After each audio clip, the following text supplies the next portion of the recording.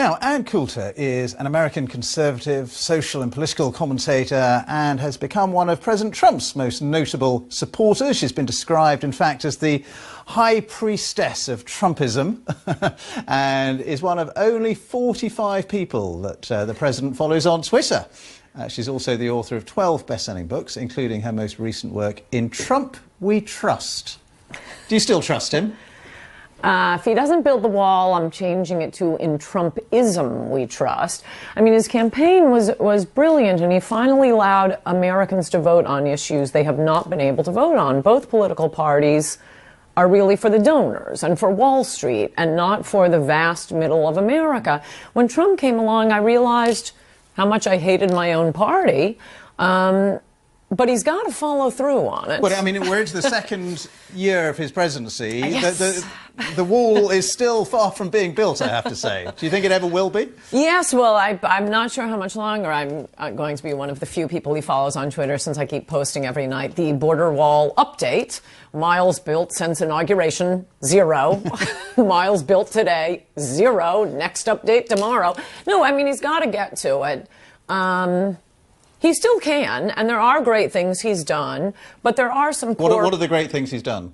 The judges have been good. I hate going back to that because he did that basically the first week. The Supreme Court. Yeah. And this probably won't be a huge hit at BBC, but he recently came out for defunding our public broadcasting, which, I mean, it is a little bit different in the U.S. I've been watching your TV, and apparently the British are incapable of being bored.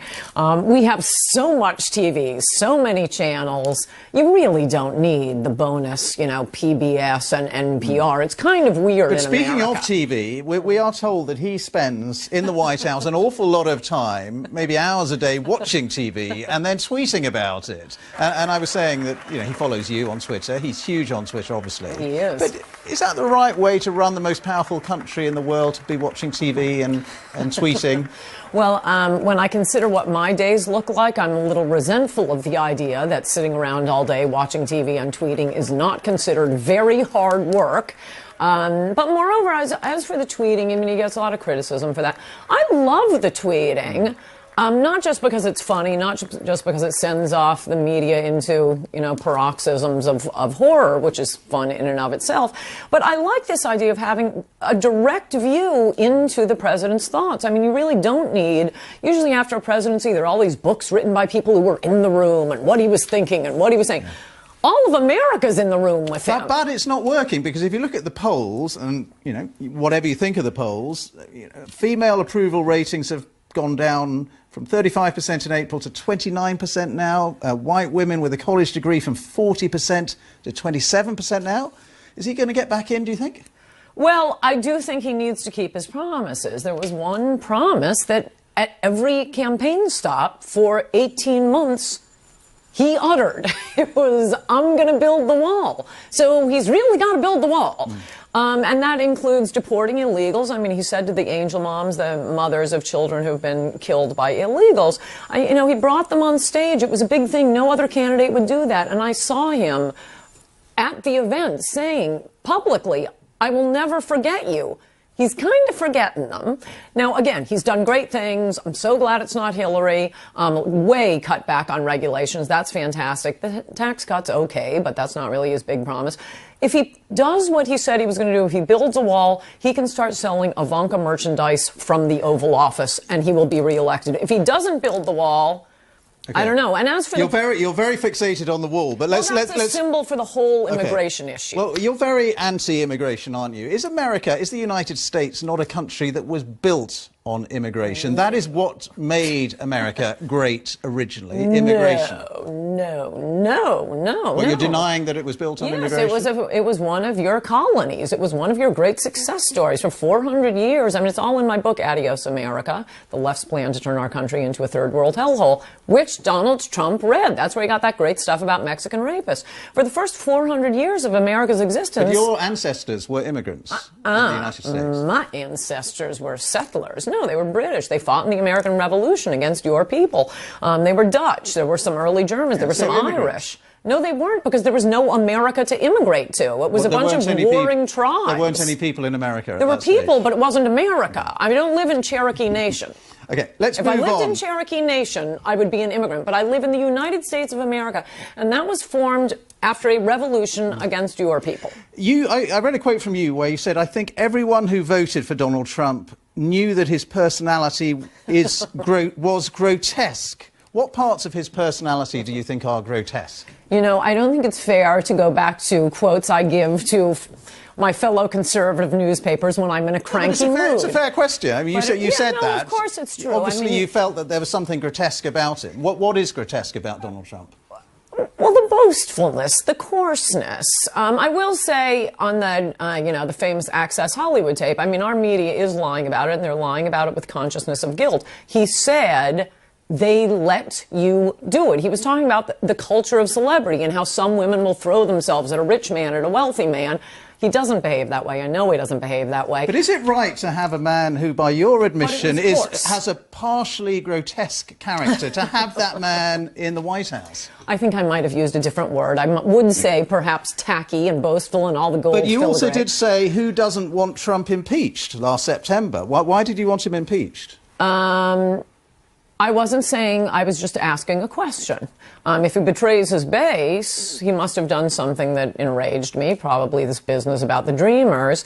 And I do think, I wrote High Crimes and Misdemeanors. It was my first New York Times bestseller about Bill Clinton and the way our Constitution and our framers saw it. Yes, it was supposed to be a person of dignity and honor and character. So don't think I'm moving away from that.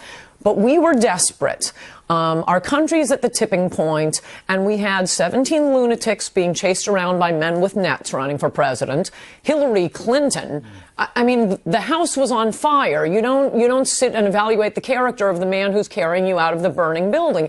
And that's Donald Trump, but he's got to carry us out of the burning building. Do you believe he will get back into the White House? It all depends. On the wall, don't tell me. Well, that's it. And deporting and keeping his promises and bringing the jobs back. All right. Ann Coulter, we're out of time, but very good to talk to you. Thank you so much for being with us. Coulter, you love that moment. They were hissing. I think we got our ad for 2018, 2020. What is so great about that is it is the Democrats' natural reaction to hearing about the American victims of illegal immigrant crime. They didn't have time to think. They just think, oh, screw those Americans. They probably deserved it. No, they immediately, automatically take the side of the illegal immigrant criminal. It was an astonishing, revealing moment right there. And I don't think they're showing that on the other networks. They want to pretend it didn't happen. And the president mentioned a couple of instances last night. I did a town hall with Donald Trump, then candidate Trump, with mothers whose sons were murdered by illegal immigrants. Right. Nobody seems to ever want to talk about that part. Right, and it's worth pointing out also, because everyone is lying about this, everything he said in that speech last night, he has been saying for 18 months or however long since he came down the escalator and talked about Mexico sending rapists and drug dealers. Nothing was new in that. And this idea that, oh, suddenly he looks like a president. No, this is saying he's putting America first. He's not running to be president of the world, but president of the United States of America. What would you say, he says to the Democrats, to the American family that's lost jobs, family members, income, because we refuse to enforce our immigration laws? He's been saying this every speech. Where have you people been? And the idea that they used to say this, what kind of State of the Union address will he give if he's sending out tweets like this? Well, come on, everybody knows you speak differently to your boss than you do to your child than you do to your mother. I always knew, he's a billionaire. He knows how to behave. It was the same message he has been giving all along, but delivered in a proper State of the Union format. And nobody else in that room, not Republicans or Democrats, could have given that speech. Maybe earlier in the campaign, because it was so new, I didn't know how it would work out. I'm now the biggest fan of him tweeting. He actually had a great line. It's like owning your own newspaper. Yes. And if you have as many followers as him, he's getting more people reading reading his, quote, columns than any newspaper or any major newspaper group of newspapers combined. And it drives the left crazy. I see them over on MSNBC saying, well, we took a poll, and, you know, most people out in America say he shouldn't tweet so much. Yeah, okay, you checked in the newsroom. I bet you don't want him to tweet so much. But, yeah, he can punch back through Twitter. And it's fun and it's funny, and I actually do really like him doing that. But that speech last night, I mean, there were so many revealing moments. As you say, the Democrats sitting on their hands when he says we're going to stop drugs from coming into the country, when he says we're bringing 10,000 jobs back, and they're sitting scowling, and those women in white, those big sows, the most exercise they've gotten, they finally figure out, oh, we've got to stand for this. It's like Pilates for them. That speech was fabulous. Amazing. And they're not showing it on the other networks. I'm glad you're showing lots of clips from it, because I was watching it thinking, what are they going to say about this? I mean, every line was a home run. So they're just not showing it. This is what they did throughout the campaign. He would give a blockbuster speech, like a speech in Phoenix. And their position is to just say, trust us, America. You don't want to see it. It was dark. It was awful. And that's what we keep getting. Look, there was nothing new here. It was a beautiful speech. He loves America. No one else could give this speech. One little tip for the media. Stop asking him if he's softening on immigration. He's not. He's him. All these rumors keep coming from reporters. Yeah. It's the damnedest thing, because he's been very clear about how immigration, the new lodestar of our immigration policy, will be the interests of the people who already live here. Very clear point. How many different ways does he have to say it? And yet they just can't stop asking. You worried? Look at it from the perspective of the poor illegal. No, we're looking at it from the perspective of the poor Americans. In Congress? Oh, yeah. Me too. Yeah, there's only one senator who is desperately trying to become my favorite senator, Senator Tom Cotton. And actually, there are a fair number of House members. But no, those guys need to be knocked around. I think so, though. I'm not even sure. I mean, I don't know that many House members. But there seem to be a few good ones. But as I wrote last week, stop imitating Reagan and start imitating Donald Trump right now. Yeah, and it would be good for them politically, and the country gets turned around, and our place in the world gets restored. I think they may end up getting some Trumpian primary challengers. And I think you're right. I've always been against primary challenges to safe seats. No, I think we might want to open it up if they don't step up. Yeah. All right. Ann Coulter, good to see you. Thank you. Good to see you. Up next, President Trump reached across the aisle numerous times last night as the Democrats work with Republicans on behalf of you, the American people. Will they stop being obstructionists? Don't hold your breath. Larry Elder, Ari Fleischer, Anthony Scaramucci will join us, and also later tonight.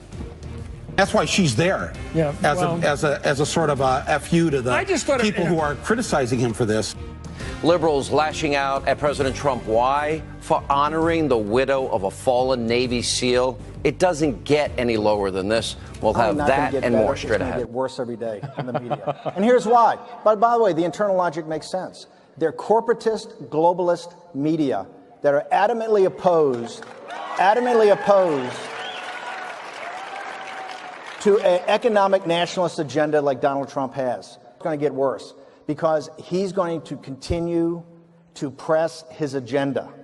And as economic conditions get better, as more jobs get better, they're going to continue to fight.